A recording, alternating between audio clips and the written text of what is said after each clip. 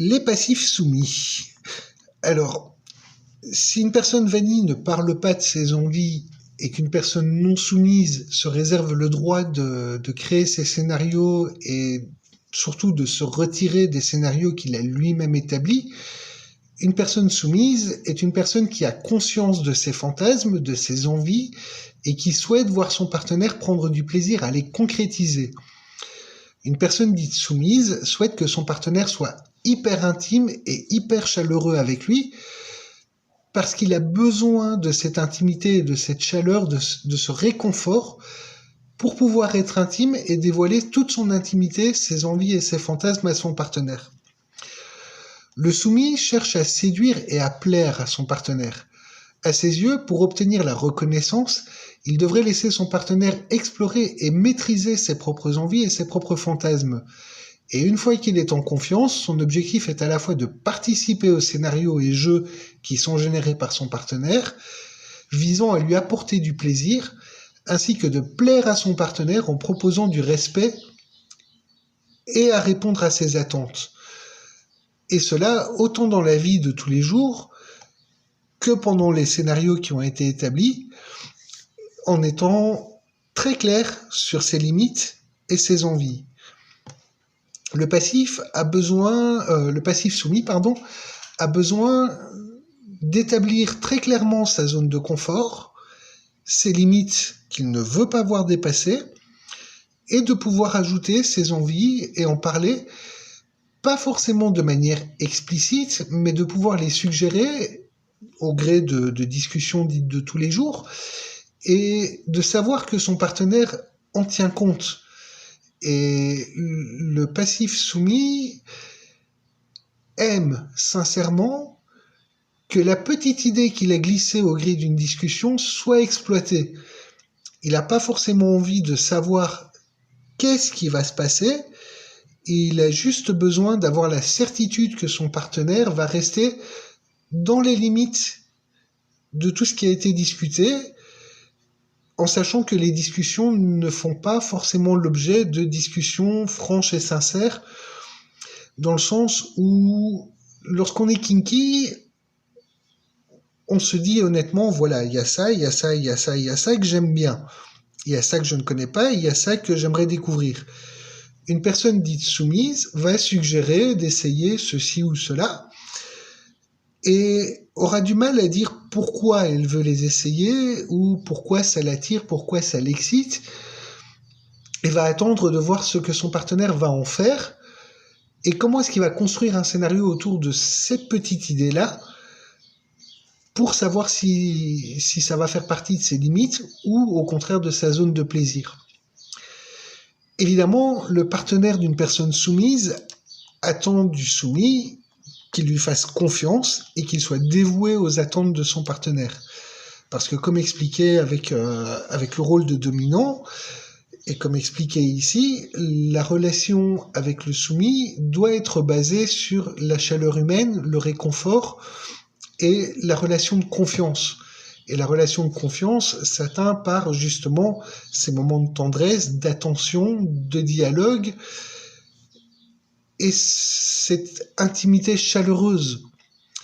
La plus grande attente qu'un partenaire pourra avoir envers un soumis est de le connaître sous toutes ses facettes. Et ça implique que tout ce qui est dit soit sincère.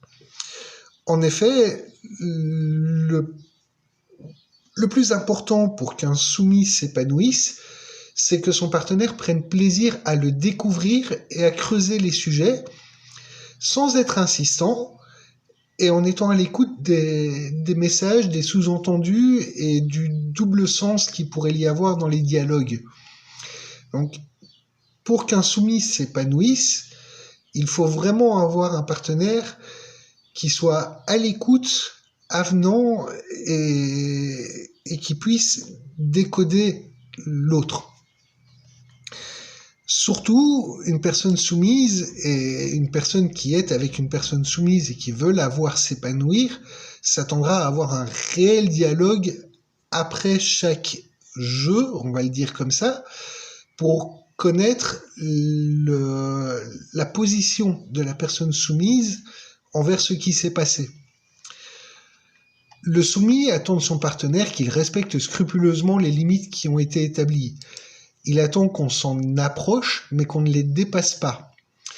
Il attend également de son partenaire qu'il utilise chaque information donnée pour la mettre en scène et en faire un jeu érotique de qualité. Le soumis a besoin d'être mis en valeur et que ce qu'il sache faire et ce qu'il prend du plaisir à faire soit le moteur de ce qui va être fait. Il espère de son partenaire un échange réel et un dialogue constant autour de ce qu'il ne connaît pas, qu'il s'agisse de pratiques, d'idées de jeu ou de tout autre sujet.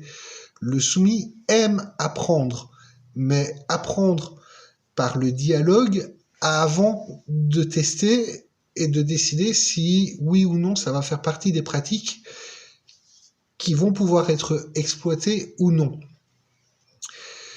Il attend de son partenaire qu'il soit comme une main bienveillante, prête à être attrapée, qu'il soit la personne vers qui il peut se tourner en cas de détresse et de besoin. Le soumis a besoin que son partenaire soit vraiment des bras chaleureux dans lesquels il va pouvoir se réfugier et construire son nid douillet. C'est pour ça qu'un soumis a besoin d'une personne dite dominante, parce que la relation se trouve là.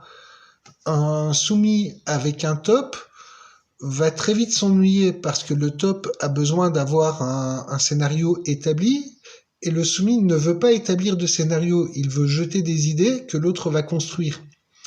Et avec un maître, ça va très mal se passer parce que le maître va surenchérir sur les idées qui ont été mises pour repousser les limites de l'autre. Et surtout, le top n'a pas forcément envie d'être en constance l'aura bienveillante sur l'autre, ni celui qui va interpréter les attentes de l'autre, et le maître aura une tendance à se servir, entre guillemets, de son partenaire pour concrétiser ses envies. D'où le vrai soumis a besoin de se retrouver avec un vrai dominant qui va agir pour qu'il s'épanouisse. Ainsi, le soumis cherche une personne à qui il va pouvoir donner un pouvoir à son partenaire et surtout une personne à qui il va pouvoir avoir l'opportunité d'être le séducteur. Le soumis a besoin d'être reconnu pour les efforts qu'il fait pour plaire à l'autre et pour sa participation aux scénarios qui sont émis et pour tout ce qu'il fait pour que le couple s'épanouisse. Le soumis a besoin d'avoir le pouvoir d'établir ses limites et de pouvoir établir la liste de ce qui lui plaît et de ce à quoi il aime participer. Parce qu'il a besoin de savoir que c'est ça qui sera le moteur qui vont construire les scénarios dans lesquels il va se retrouver embrigadé. Il est tout prêt à donner du pouvoir à son partenaire, si tant est que son partenaire soit cette personne bienveillante et lui ouvre ses bras pour être le nid douillet dans lequel il va pouvoir se réfugier. Il a besoin de se sentir hyper respecté, tout autant que poussé très près de ses limites et que les jeux soient relativement intenses. Mais contrairement à un esclave, il a besoin de ce réconfort qu'un non-soumis ne cherche pas forcément et qu'un esclave rejette, entre guillemets, et on en parlera dans le prochain podcast de ça. Dans les différents profils de passifs dits soumis, on en trouve beaucoup. Et cela dépend du degré ou de l'intensité de la soumission, qui dépend de même des fantasmes de la personne qui est dite soumise, et donc du degré de confiance envers son partenaire. Ainsi, on aura le pseudo-soumis, qui est le type de personne ayant des envies très précises, au point d'en créer des scénarios ou de pouvoir émettre très clairement ses idées. Cependant, il est un peu joueur et laisse son partenaire prendre plusieurs initiatives, tout en se refusant de refuser sur le tas, voire de changer complètement d'idée. Il peut également aller jusqu'à donner des instructions à son partenaire en cours de jeu. Et c'est déstabilisant pour un dominant parce que le rôle du dominant est de construire un scénario sur les envies de l'autre, pas de voir les envies fluctuer et de se retrouver perdu dans le scénario qu'il a construit. Et avec un maître, c'est très dérangeant parce que le maître ne veut pas recevoir de scénario établi par l'autre. Donc, un pseudo-soumis est une personne qui a besoin d'être vraiment mise en confiance pour pouvoir être totalement soumis ou rester un bottom. Le soumis de chambre a envie que son partenaire mette en scène des fantasmes, tout comme d'y céder et de s'y adonner, mais pleinement. Cependant, il n'a pas l'intention de laisser son partenaire décider du moment où le faire. Et sur ce point, il est intransigeant. Il n'est ni esclave, ni soumis. Par contre, quand il a décidé d'être l'un ou l'autre, il l'est.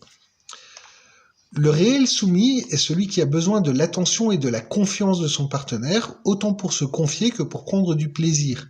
Il dévoile ses fantasmes par petits bouts, comme pour attiser son partenaire. Il est dévoué à celui-ci et il fait son possible pour que son partenaire se sente bien. Enfin, il est expressif et escompte que son partenaire puisse le décrypter et agir en conséquence. Le soumis n'aime pas recevoir des ordres ou se sentir l'objet de l'autre en dehors des jeux et des scénarios. Et pour autant que les pratiques soient dans ses fantasmes, bien entendu. Le soumis jouet est le type de personne qui accepte d'être le jouet de son partenaire sous réserve de pouvoir émettre des limites et de les voir respectées.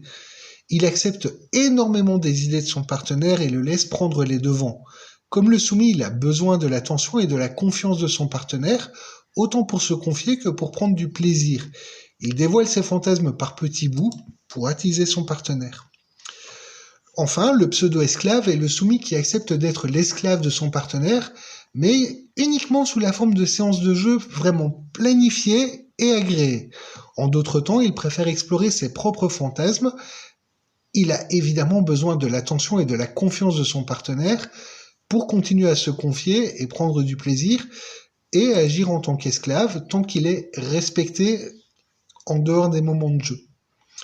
Alors rentrons un peu dans les détails. Donc le pseudo-soumis est la personne qui a des envies très précises, qui va créer ses scénarios et mettre ses idées. Il va donner tout ça à son partenaire et il va lui laisser prendre des initiatives et remodeler les scénarios, mais il va avoir la fâcheuse tendance à refuser sur le tas ou changer totalement d'idée en cours de scénario, pouvant aller jusqu'à se retirer de l'intensité du jeu pour une raison ou pour une autre. Et c'est très dérangeant pour une personne qui est dite dominante parce que il n'y a aucune stabilité dans la relation, parce que même si le partenaire respecte le scénario qui a été établi, le pseudo-soumis peut à tout moment décider que il en a assez et qu'il a eu sa dose et basta. Et du coup, c'est frustrant. Pour le pseudo-soumis, le meilleur moment pour prendre du plaisir, c'est quand il l'a décidé lui-même. Il va suggérer à son partenaire qu'il a envie de jouer, mais au gré de ses humeurs, il peut changer d'avis et se retirer ou être insistant et surdemander. Et du coup, un partenaire dit top aura une tendance à vouloir le suivre, un dominant va le suivre et va vouloir aller jusqu'au bout de ce qui a été planifié, bien que si le dominant est un réel dominant, il va agréer que les choses vont trop loin pour le pseudo-soumis, mais à terme, il va se poser des questions sur le pourquoi le jeu s'est arrêté à ce moment-là, et va avoir beaucoup de mal à comprendre. Avec un maître, c'est pratiquement impossible, parce que la relation ne peut pas exister. Si on ramenait les moments de plaisir à un film pour un pseudo-soumis, il en serait à la fois l'auteur, le scénariste et le héros qui se laisse bercer par l'histoire. Il compte évidemment sur son partenaire pour rester dans le cadre du scénario prévu, tout en lui laissant être un peu entreprenant, mais tout débordement qui ne plairait pas au pseudo-soumis sera une porte de sortie pour arrêter le jeu en cours. Il a des limites, mais elles sont tellement fluctuantes qu'il est dur de les établir, et donc il est très compliqué pour un partenaire d'être créatif. Le pseudo-soumis ne veut pas être soumis sur le long terme, et la relation d'échange de pouvoir sur le long terme ne peut pas exister.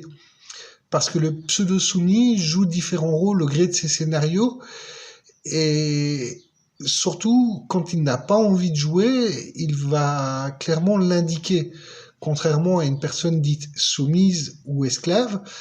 En effet, la personne qui est plutôt soumise, quand elle n'a pas envie de jouer, elle cherche du réconfort, et quand elle a envie de jouer, elle le montre. Une personne esclave va défier son partenaire et l'inciter à jouer. Le pseudo-soumis, il est un peu comme le bottom et comme le non-soumis.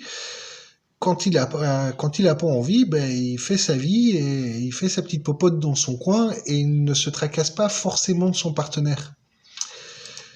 Évidemment, le pseudo-soumis connaît ses propres envies et ce qui lui procure du plaisir. Et c'est ses propres idées qu'il va mettre en scène, plaçant son partenaire dans le rôle de celui qui agit. Il explique clairement les tenants et aboutissants de ce qui lui procure du plaisir et ne laisse pas forcément l'autre être créatif.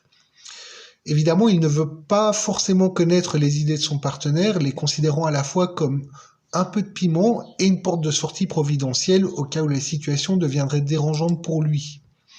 Son partenaire idéal est clairement un top. Le soumis de chambre a envie que son partenaire mette en scène ses fantasmes, tout comme d'y céder et de s'y adonner, mais pleinement. Par contre, c'est lui qui décide à quel moment il va endosser le rôle du soumis. Et donc, le meilleur moment pour prendre du plaisir à ses yeux, c'est quand le soumis de chambre l'aura défini, et généralement, le moment correspond à un lieu, une pièce ou une tenue qu'il va endosser, qui vont indiquer que c'est maintenant ou c'est la prochaine fois. Si on ramenait les moments de plaisir d'un soumis de chambre à un film, il en serait le conseiller technique, laissant libre cours à son partenaire de construire le scénario et de le mettre en scène. Mais il va l'informer sur ce qu'il aime ou non et placer ses limites, et d'une manière générale laisser son partenaire se débrouiller avec le reste. Par contre, le moment où le film, on va le dire comme ça, va se passer, le moment où il va endosser le rôle de soumis, relève intégralement de son choix. Par contre, une fois qu'il aura décidé d'être soumis pour le cadre d'un scénario ou d'un jeu, il le sera jusqu'à ce que le jeu soit terminé. Évidemment, vous l'aurez compris, il ne veut pas tenir le rôle de soumis sur le long terme. Il joue ce rôle au gré des scénarios qu'il a agréés, voire établis, et redevient lui-même, entre guillemets, dès que le jeu est terminé. Bien évidemment, il connaît ses propres envies et ce qui lui procure du plaisir, et c'est cela qu'il va demander à son partenaire de mettre en scène, plaçant son partenaire dans le rôle de celui qui agit. Les idées de l'autre, il les considère comme des bases potentielles sur lesquelles il va pouvoir greffer ses propres envies. Il laisse souvent les idées de l'autre prendre place, mais uniquement quand il a décidé d'être soumis. Et le rôle du dominant ou du maître ne sont pas forcément compatibles avec sa vie de tous les jours. C'est pourquoi son partenaire idéal serait plus un top ou un dominant qu'autre chose. Le soumis est celui qui a besoin, mais réellement besoin, d'une très grande attention et de la confiance de son partenaire, autant pour se confier que pour prendre du plaisir. Comme on l'a dit, il dévoile ses fantasmes par petits bouts, comme pour attiser l'envie chez son partenaire et provoquer la discussion. Le soumis fait tout son possible pour que son partenaire se sente valorisé, mais il attend d'être valorisé également. Et c'est une relation qui va à double sens. Je continue à tout faire pour te plaire si tu continues à faire tout ce que j'aime, qui va m'inciter à continuer à faire ce que tu me demandes, parce que c'est ce que j'aime, et que tu prennes du plaisir à ce que j'agisse de la sorte. Oui, c'est compliqué. Le vrai soumis est expressif, et il escompte que son partenaire décrypte et agisse en conséquence de ce qu'il dit, parce que ce qu'il dit est ce qu'il ressent réellement. Le soumis n'aime pas recevoir des ordres ou se sentir l'objet de l'autre en dehors des jeux. Le meilleur moment pour prendre du plaisir avec son partenaire aux yeux d'un soumis est à peu près n'importe quand. Parce que pour un soumis, le moment de tendresse, de câlin, de jeu érotique, coquin ou sexuel, c'est n'importe quand et tout le temps. Mais il escompte que son partenaire puisse décrypter et appréhender qu'il a besoin de ce moment de tendresse, de câlin ou de sexualité. Et c'est sa manière d'agir qui va indiquer à son partenaire comment les choses devraient se passer. Ainsi, un soumis avec un non dominant va très vite se faire chier. Parce que le non dominant attend de recevoir un scénario et de savoir comment agir, là où le soumis glisse des petits bouts, a besoin d'un dialogue, de sentir cette chaleur humaine, qu'un non dominant va avoir du mal à appréhender.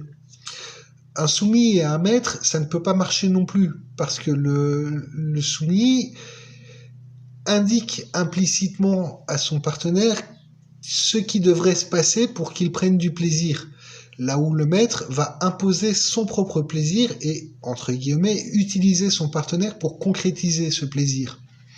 D'où la seule relation possible avec un vrai soumis est un dominant, qui va prendre soin du soumis et savoir être à la fois le gros nounours réconfortant, la personne qui va être attentive et à l'écoute, poser des questions, creuser ce qui va, ce qui ne va pas, et être le déclencheur de scénarios qui vont faire en sorte que le soumis se sente valorisé.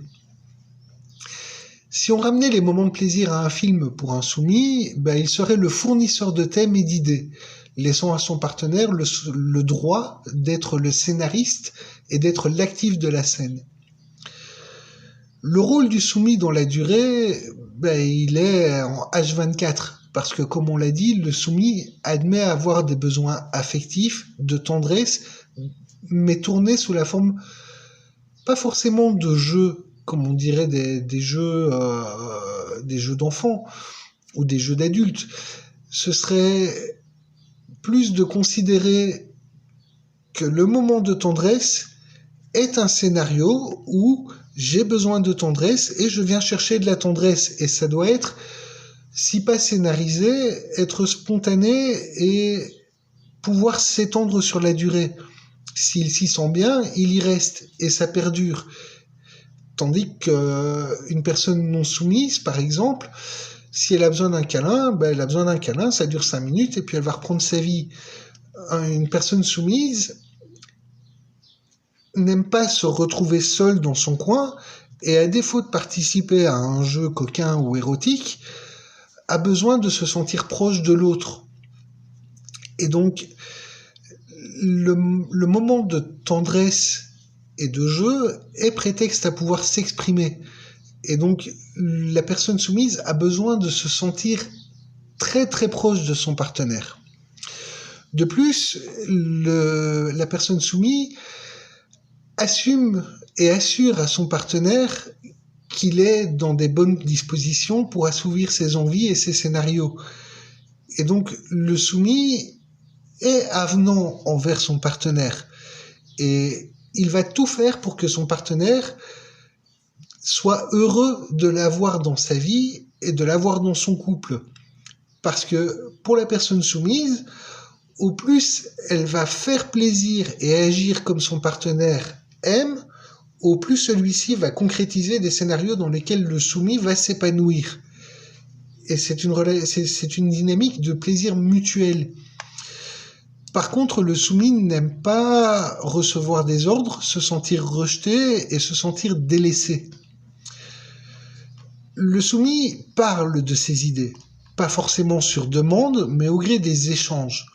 En effet, il glisse des allusions à ce qu'il aime, ce qui l'excite, ce qui lui fait peur, au gré de tous ses propos. Et il appartient à son partenaire de les comprendre et d'en jouer. Et c'est pour ça qu'il a besoin que la relation soit vraiment très fusionnelle. Parce que, à n'importe quel moment, il va parler de ce qu'il aime, de ce qu'il n'aime pas, de ce qu'il aimerait découvrir. Là où un non-dominant ne sera pas forcément à l'écoute, le soumis va se sentir exclu. Et un maître ne va pas forcément être à l'écoute de tout ça. Du coup, c'est compliqué pour un soumis d'être avec autre chose qu'un réel dominant bienveillant qui va l'accepter et le chérir comme une espèce de trésor. Évidemment, les idées de son partenaire, il les aime, mais il n'aime pas être mis au pied du mur. Il préfère de très loin que ce soit ses idées à lui qui soient mises en scène, peu importe comment, et les envies de son partenaire, s'il les comprend et s'il sait en quoi elles pourraient être source de plaisir, alors oui, il pourrait accepter de les faire. Si on le met devant le fait accompli et qu'on le force, et qu'il ne comprend pas en quoi ça pourrait procurer du plaisir à l'autre, là ça risque de mal se passer. Ainsi, pour une personne soumise, le meilleur partenaire est un réel dominant. Le soumis-jouet est le type de personne qui accepte d'être le jouet de son partenaire sous réserve de voir ses limites strictement respectées. Il accepte beaucoup plus d'idées qui proviennent de son partenaire et le laisse beaucoup plus prendre les devants pour mettre en scène les idées de l'autre que les siennes. Comme le soumis, il a besoin de l'attention et de la confiance de son partenaire, sans quoi il ne peut pas s'épanouir. Le choix du moment pour prendre du plaisir, le soumis-jouet le laisse volontiers à son partenaire. Il montre ses sentiments et ses besoins affectifs, mais il escompte que son partenaire soit un peu plus qu'un dominant sans pour autant être strictement un maître. Si on ramenait les moments de plaisir à un film pour un soumis-jouet, il en serait le héros après avoir placé ses limites dans les très grandes lignes. Et il laisse volontiers son partenaire être le scénariste de tous les plaisirs. Son rôle sur la durée, c'est comme pour le soumis en fait. Il a besoin que la relation soit établie, de pouvoir montrer ses différentes facettes, d'avoir des moments de tendresse, de pouvoir être le demandeur, mais également d'être considéré comme le jouet de l'autre et d'être un petit peu poussé dans ses retranchements. Il souhaite recevoir des ordres et être considéré autrement qu'un partenaire dit classique, mais ça doit faire partie d'un scénario et ça doit être réservé à des moments de jeu. C'est-à-dire que si un soumis n'aime pas du tout être considéré comme un esclave, le soumis-jouet l'accepte à partir du moment où il est au courant que ça fait partie du scénario et que ça va durer de telle heure, enfin de tel moment à tel moment, et que c'est le rôle qu'on lui demande de tenir dans le cadre de ce scénario bien précis. Évidemment, le soumis-jouet parle de ses idées. Comme pour le soumis, c'est pas forcément sur demande, mais il va glisser, au gré des discussions, les situations dans lesquelles il aimerait se voir, entre guillemets, utilisé. Il est friand des idées que l'autre pourrait avoir, mais il a besoin, comme pour le soumis, de comprendre en quoi son partenaire va prendre du plaisir à concrétiser cette action-là. Son partenaire idéal est un dominant, clairement, voire un maître à tendance dominante. Le pseudo-esclave est la personne qui accepte d'être l'esclave de son partenaire, mais uniquement sous la forme de séances de jeu planifiées et agréées. En d'autres temps, il préfère le côté soumis.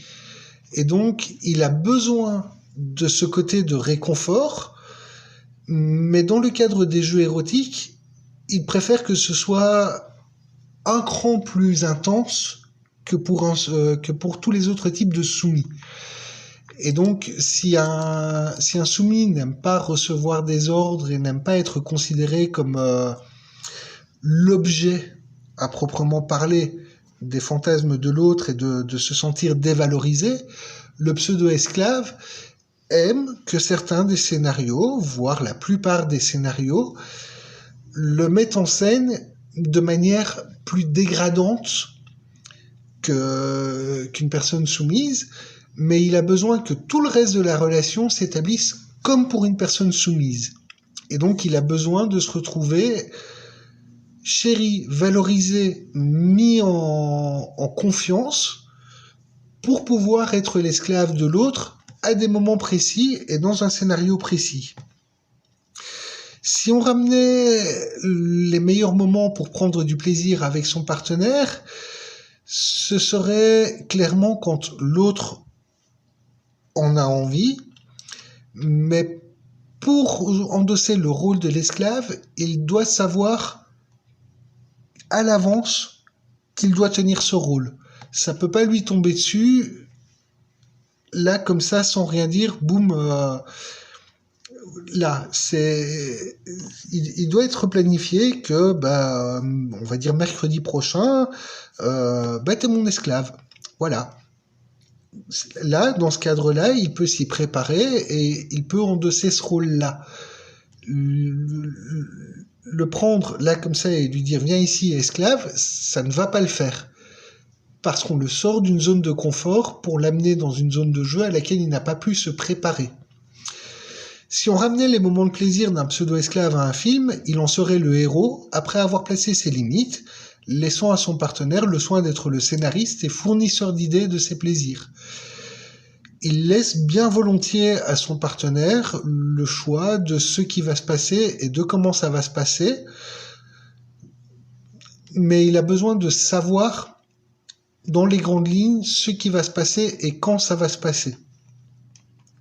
Son rôle dans la durée, c'est comme pour un soumis, il a besoin du côté de tendresse et d'affection intense en H24, mais il a besoin d'être poussé dans ses retranchements à certains moments. Et donc, dans cet objectif, il va au-devant des envies de son partenaire, mais quand il s'agit de passer à des scénarios, il préfère que ce soit plus les envies de son partenaire qui soient scénarisées, plutôt que les siennes, bien qu'il aime et qu'il prenne plaisir à ce que ses fantasmes à lui soient réalisés, mais pas à chaque fois. Alors évidemment, il parle de ses idées. Bien sûr, il aime à ce que certaines soient concrétisées, mais ces discussions ont plus attrait à savoir ce que son partenaire voudrait lui faire faire que les situations dans lesquelles il voudrait lui se retrouver embrigadé. Et donc les idées de son partenaire, il en est hyper curieux. Et s'il les ignore, s'il ne connaît pas les sources de plaisir de son partenaire ou qu'on lui propose des choses qu'il va découvrir, il va chercher à en apprendre plus sur le sujet avant de les laisser passer à l'action. Le partenaire idéal pour un pseudo-esclave, c'est clairement un dominant ou un maître à tendance dominante. Voilà, il nous restera un podcast pour parler des profils dits esclaves, et puis après on fera un petit peu le tour des relations qui peuvent ou non fonctionner, et pourquoi, bien que j'en ai déjà parlé au gré des différents podcasts ici.